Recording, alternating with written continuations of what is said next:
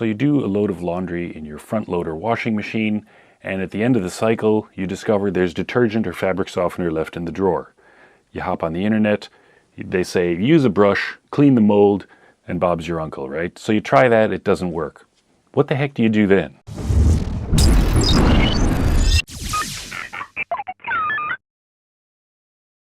Hi and welcome back to ScottiesTech.Info. I'm Scotty with my co-host Cletus the Tribble. So if you do the scrubby brush technique, you can use a pipe cleaner, you can use a brush, you can use a little dental brush, there's all kinds of stuff, little bent wire. You try that, it doesn't work. What's the problem? Well, first of all, we have to understand a little bit about how the inside of our washing machine actually works. So here we have a little diagram, and you can see that you have your water faucet, and then there's the cold water hose, and that's connected to the back of your washing machine. Now that thing there that the hose is connected to, that's actually an electrically actuated valve. And all that does is it receives electrical signals from the washing machine's computer, and it either opens or closes. And when it opens, water flows through one of the two hoses to usually either the main wash or the pre-wash bin in your detergent or softener drawer. And there you go. That's how the machine actually squirts water into the detergent and washes it into the machine.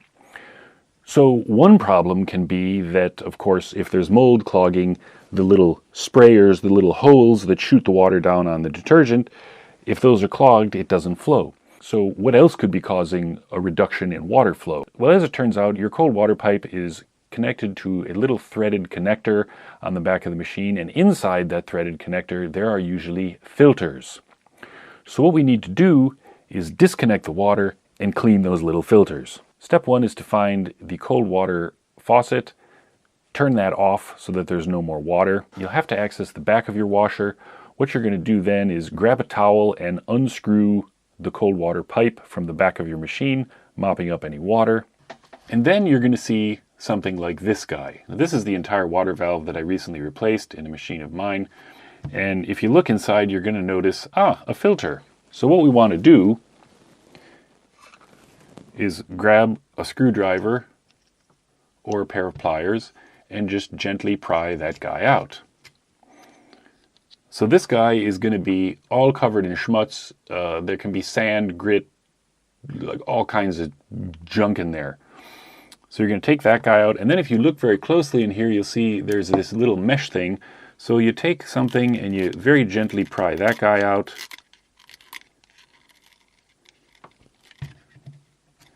Now you can see there's our actual valve, and we have these two guys that we're going to need to clean. So what you're going to do is take these, this one's a little mangled, actually should be a lot prettier than that. Take these two filters and just put them in a little cup with some soapy water, use an old toothbrush, scrub them until they're spick and span, as these are, and then put them back in this guy, hook up your water again, and give her another whirl. And that's it. Your problem should be solved. Instead of having a little trickle of water going inside your detergent drawer, you will now have a downpour.